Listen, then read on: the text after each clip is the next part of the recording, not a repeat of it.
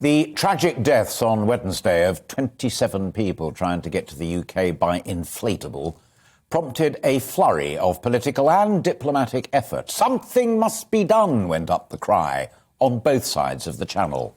Talk of talks between officials and later with politicians making a late entry to the process initially went well.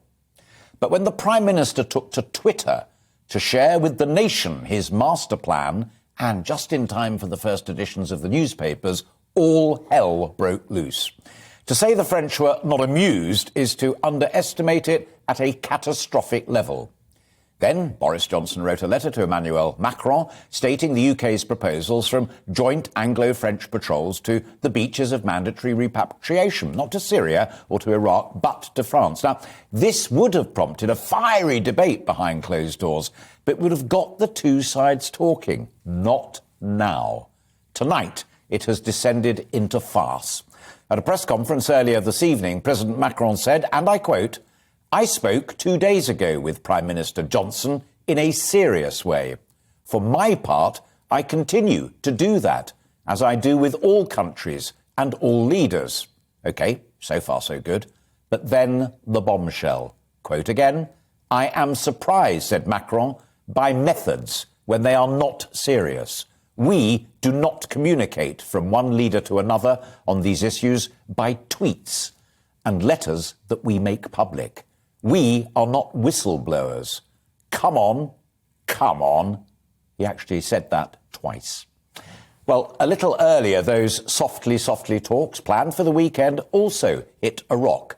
Priti Patel's French opposite number, the Interior Minister Gérald Darmanin, wrote to her, the Home Secretary, saying that the meeting on Sunday would now proceed without British involvement. Pointing the finger of blame squarely at our Prime Minister, he added that he too thought the letter from Boris Johnson to Emmanuel Macron was a disappointment.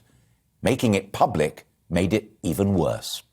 The coup de grace came from the mild-mannered Gabriel Attal, French government spokesman, who said the letter from Johnson to Macron was mediocre in terms of content and wholly inappropriate as regards the form. So, tonight, deadlock. Diplomacy is supposed to be war by other means. When cack-handed diplomacy prompts a war, albeit of words, it isn't clever. A cynic might suggest that Boris Johnson knew exactly what he was doing, blaming French inaction, demanding, post-Brexit, what membership of the European Union was supposed to offer, selfless cooperation.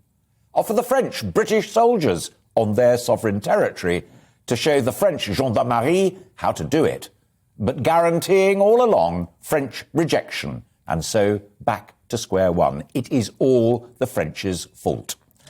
It was also possibly innocent, maybe even naive. But if Boris Johnson didn't realise that making his tricky list of proposals public would be like waving a red rag to the French bull, then he should have.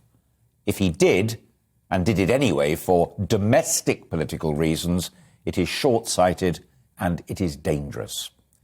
Macron, who faces his electorate in May, is also playing silly games to bolster his popularity, so there are few, if any, clean hands in this affair.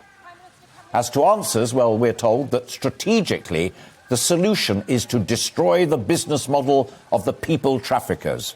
Well, good luck with that, given an unending flood of customers and a very replaceable army of organised criminals acting as the providers. I suspect the real solution is to make living in the UK less attractive to those who seek asylum here while their asylum status is being evaluated. But that, I suspect, is too tricky. But you and I both know it's what a lot of the electorate want. What is clear to me is that we do need an urgent return to grown-up diplomacy. We do need cooperation over the policing operation of France's borders.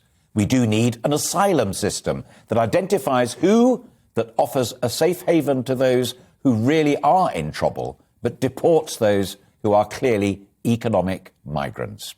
If we don't, then these people in their thousands will continue to risk all to make a break for it from one safe country to another.